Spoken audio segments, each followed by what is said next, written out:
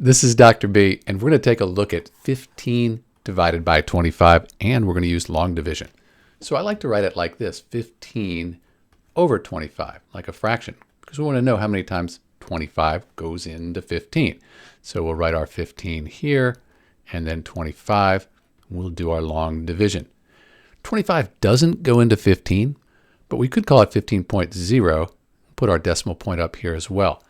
Now, 25 goes into 150 6 times. 6 times 25, that's 150. Now we can subtract and we don't get any remainder, no remainder. So 15 divided by 25 is 0.6. Let's put a 0 here so we don't forget about the decimal place. And 15 divided by 25, 0.6. If you multiply 0.6 times 25, you'd get 15. That's it. This is Dr. B. Jump over to my next video about how to do long division. Thanks for watching.